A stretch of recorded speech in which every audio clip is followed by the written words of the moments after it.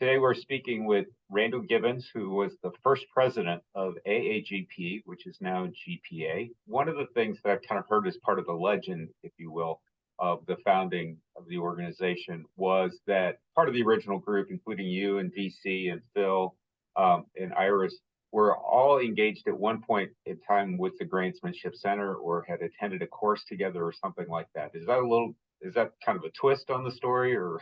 Well, it's at least partially true. I don't really know if Iris or Phil had been in a grantsmanship course, but I was.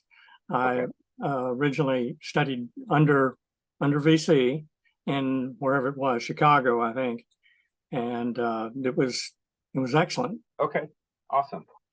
Because one of the things that as I know, certainly as I've heard the story from Phil and reading your article. The founding was a lot about, we're a profession now, and how do we really get this to be a profession? And one of the ways to do that was to form an association. So tell me a little bit about how you came to that conclusion and where that really kind of took off from there. Well, of course, when I first started putting out feelers to people to see if anybody was interested in this, or if it was just me in my own little niche as director of grants and program development in a Midwestern college. And I kept coming into the situation where people said, oh yeah, that'd be great. But I don't have time. I mean, I'm so busy. And I was fully aware of that. And so obviously I couldn't do it, but I figured if we could get some good people, we could do it. And then we set out initially to sort of survey different foundations and different associations of grants people of different kinds. And one of the people, one of the head of a well-known organization, basically said, well, that's a nice idea, but you really don't need to do that because we can take care of you people.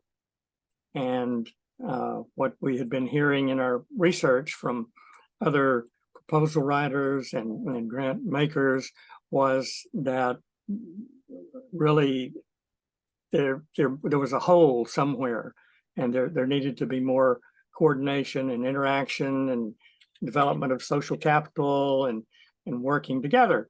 And so with that kind of perspective that fellow had, and it based on what the others had found in their little surveys, it wasn't a good situation, and we really needed something to unite us. And I had been a member of NSFRE, and some of the others I think had been members of other organizations, other associations, and generally we were all basically dissatisfied. I mean, yeah, there was, the different, the Grantsmanship Center and a bunch of different places that had a lot of interesting things, but we were just sort of a minor little group out there, and we were there at their bidding. And so that, I think, kind of turned us off a little bit, and that, well, we are strong and we need to be stronger and develop not just ourselves and our own careers, but the whole area, and to impact, civil society in general. Absolutely. One of the things that, as a part of those early conversations, and I know this was a big topic during the first conference, or at least, the two presenters from the first conference, was about ethics and ethical behavior. Was that, as you started this and started pulling this together, was that really one of those core pieces that everybody agreed upon? Well, in the sense that it was something which needed to be addressed, yes. And the way to do that, of course, wasn't always unanimous, but yeah, it was a definite emphasis. And I think it was in the third year, if I recall.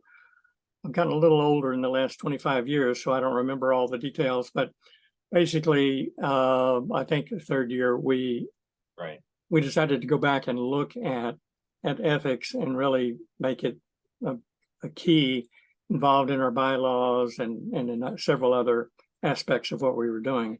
because that was of concern. Right. And I think it's one of the things for me that I certainly believe is at the core of who GPA, who the association is that code of ethics. And I know that many of our members, turn to that not only in their own organizations, but also, for the independent consultants working with clients to point to that, to say, I stand by this. This is important to me. And that's why when you hire me as an individual or as a consultant, you're getting somebody who has this code of ethics behind. And that, if I can add there, the impact of our initial surveys that we did in that very first year and second year, particularly in talking to people we knew and just doing research online or whatever. And we really couldn't find any association, true professional independent association that we wanted to be involved with, or that wanted to be involved with us. And the fact that we did find some groups which had the word association in it, which kind of led you to believe that, oh yeah, this is a professional. So, well, it was simply, kind of crudely put, a for-profit group with a nice title that wanted to make some money. Not that that's an evil thing, but it was somewhat misleading, we thought. Yeah, because one of the things I also found interesting in that, as much as things have changed, there are certain things that have remained very much the same.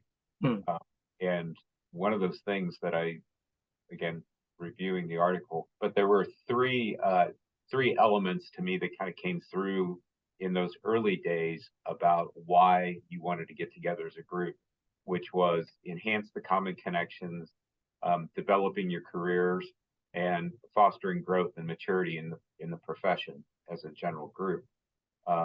And what I find interesting is that in our current strategic plan, the three core elements of that are advocacy, which is advocating for grant professionals and for the profession, community, which is building stronger community of grant professionals, and professionalism, which is really about professional development. So just from your perspective, do you think that that's, core elements that were part of why you came together to begin with and have basically kind of stood the test of time? Yeah, I do. I think you hit it on the head, those three topics. And I too, as I went back and reviewed some facts and miscellaneous info that I had, it seemed to me that it's really not just about us, because we did have some criticism that I heard, which was just saying, oh, this is a selfish thing that you all are doing to get more, more work. But I mean, well, sure, we're interested in that, but that's only one part of it. And for me personally, the fact that, well, I've lived in 38 different places in my life, and all over America and 4 different countries outside of America, and each of those contexts have their own special needs and so forth, and different governments approach philanthropy in different ways. But when you boil it down to the bottom, I think you just come back to the fact that every country, every society has got to deal with older people, with children, with poor people, with sick people, with people that have disabilities. And so what do you do? And so our system is set up on basically this idea of coming together, come let us reason together. And the fact that grants professionals are out there and working, well, but they're not isolated like that fellow at the place I referred to earlier. Like he was thinking that, well, you're these folks over here and you're doing nice things, but just, be quiet, we'll take care of you. But no, we need to come together, not just for us, but for the whole society. And we can develop social capital. We can develop or contribute positively to this notion of civil society. And that to me is just really important, whether it's this country or on an international basis. And I find that very true that, especially as the world has grown and gotten smaller, I guess, both at the same time, that idea of international philanthropy has become more important to grant professionals everywhere. Have you seen that as well in your travels and experience? Yeah, I think so. I'd worked very informally with Indiana University and their Center on Philanthropy about, 20 years ago, when my wife and I went to China to teach in a university, and we had talked with the folks at the Center on Philanthropy about the need to develop the international sense of philanthropy and not just the whatever Chinese sense and the American sense.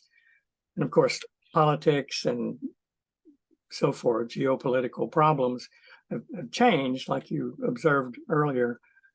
But at the same time, we all still face the same problem. How can we work together? And that's, I think, initially a core part of what we are as a nation. We look back at Benjamin Franklin, and he was a big association guy. I mean, he was doing all kinds of associational developments, and so that's continued, I think. And it's true, we've changed. That is, we've developed in our economics, in our politics, evolved or devolved, depending on how you look at it. But the fact is, we're all involved in the same thing. So why don't we use an independent professional association to contribute more significantly than we can just as nice little individuals doing our little job? I mean, that's necessary, but it can be together associationally much more powerful, I think. Yeah, and I think one of the things that you were just alluding there to, the sense of community, and that's certainly something I hear from GPA members on a regular basis, is just having the ability to have that community of fellow grant professionals who do know what what those individuals are dealing with on a day in, day out basis. And I think you kind of alluded to that a little bit earlier in talking to some of the other associations, or were kind of a little almost dismissive of grant professionals, whereas obviously we're focused on that. But just building that community, I think, is so important. And it certainly sounds to me like that was one of the things from the earliest days that you felt was important. Is that true? I think that's very true. I could say a lot more about that, but you said it. I agree. Okay. Well, I don't want to take the words out of your mouth, but for me, it's one of the most amazing things about working with this association is just the tremendous support that the community gives each other.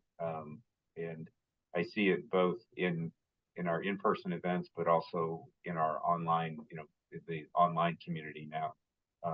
Just the tremendous support that people offer each other. And, sometimes it's, yeah, I've been there. I've had that same issue. Here's how I dealt with it. Or it sometimes, boy, I've never had that problem, but I'm a shoulder to cry on if you need it. So Right. Well, that I think is a big sort of proof of the initial surveys we did and talking to people we knew. Would you be interested in an associational organization? Do you think that would be useful or helpful, or is it a waste of time, or are you just against it? And by far the majority indicated they were definitely for it. And so from the beginning, that need was there.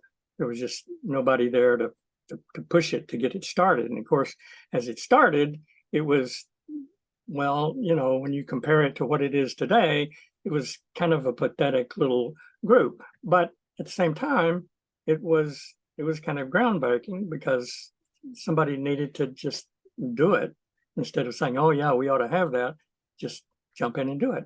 And so the fact that so many people now are expressing the benefit that they're getting from what you all have made how you developed it, how you've matured it and grown it.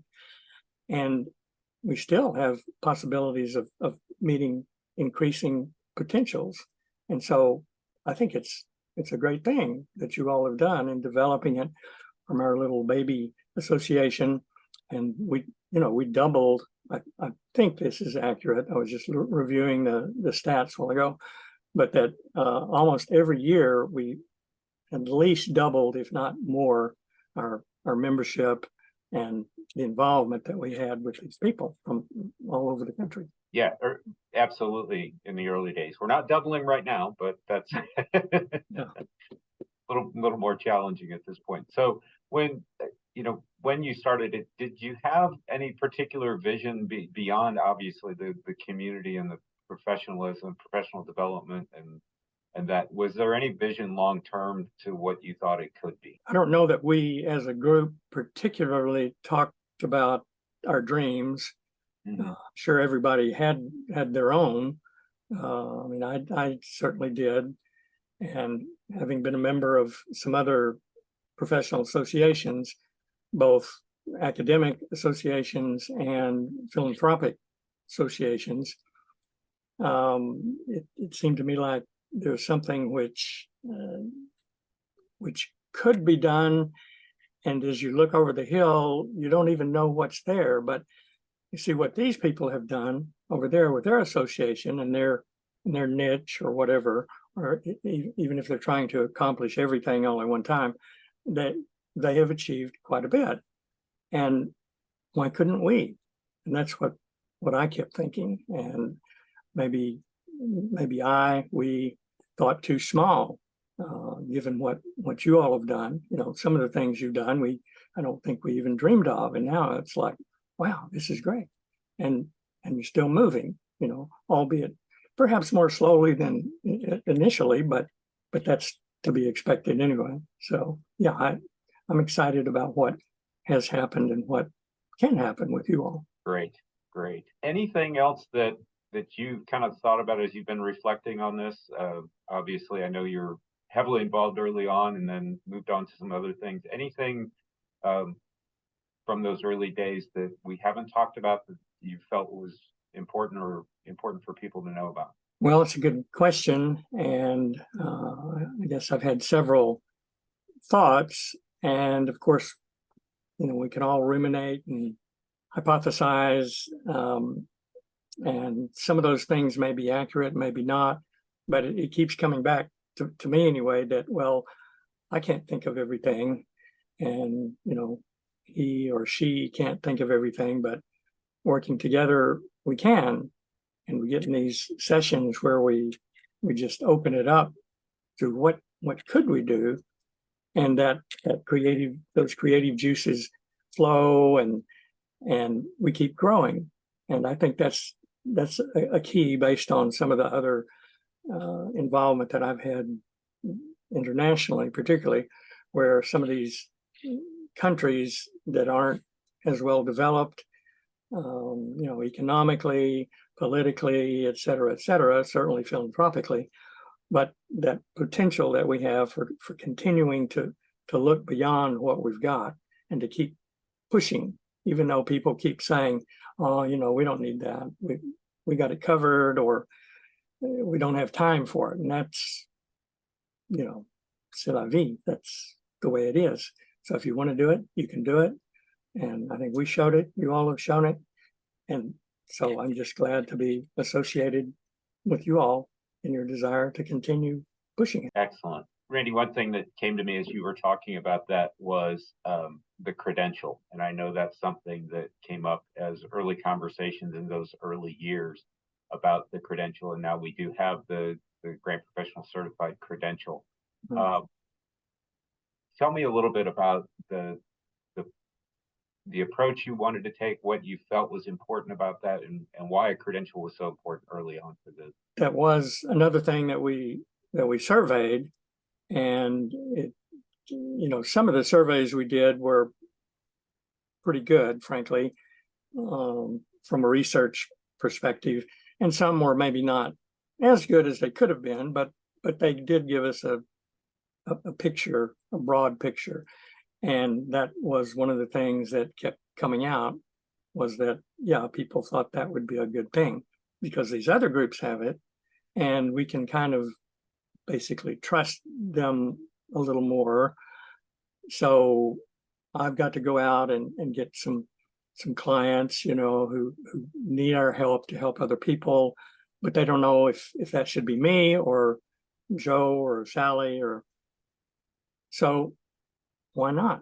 Why not have a credential? And at least from my thinking on it, that was the sort of baseline where people were coming from, that this is something which we should do. I don't know exactly how we'll do it, but yeah, we need to verify that we have some credibility. So we need some credentials. And I think we generally thought that then, and certainly do now. Excellent, excellent. Well, Randy, I really, really, really appreciate you taking the time to chat with me today. Anything else, any final words, anything that we should know about going forward as we kind of start the journey for our next 25 years? You know, I just have one little opinion from one little person, but I think a key to what we're doing is communication. And you know, I've studied and taught communication, and I'm real big on that. And it's not as easily done as it is said, but I think that needs to be a continuing focus, whether it's in terms of journals or online or interpersonal interactions in this kind of meeting or what have you, that there's no real limit to it, but to maximize it and to take advantage of the facilities that we have to do that, so that we all can really continue to feel associationally closely involved. And now in this period of time, it's possible to do that, whereas used to we just couldn't practically do that unless we got in our horse and buggy and rode out, you know. But now we do it very easily. So we really ought to continue that. And I'm not saying that GPA does not do that at all, but I'm just saying, you know, you asked my opinion, and I think that is one thing which we as a association and as individuals need to do, just focus on communication. Did you understand me? Yes, I did. You know, etc. Excellent, excellent. Thank you. And I totally agree. Communication is just, it's so important, and to be able to do it in so many different channels, you know, whether it's like we're doing today or in person or through any other means of communication. It's so important to keep those lines of communication open and continuing to grow. And frankly, as we talked about earlier, it's how we grow the community and have those connections through the association that help us advance society. So, well, again, thank you very much for your time today. Really appreciate it, and appreciate your vision and your hard work in the early days of AAGP, working with the rest of the founders, leading the organization, leading us to get things started, to grow to where we can be today and where we'll go from here on out. Great. That's great. All right, Randy, thank you again so much for your time. Thanks for making time for us. And we will definitely stay in touch and keep you posted on how we're doing. Great. Great. All right. Make it a great day, and thank you again. Okay. Thank you. Take care. Bye-bye. Bye-bye.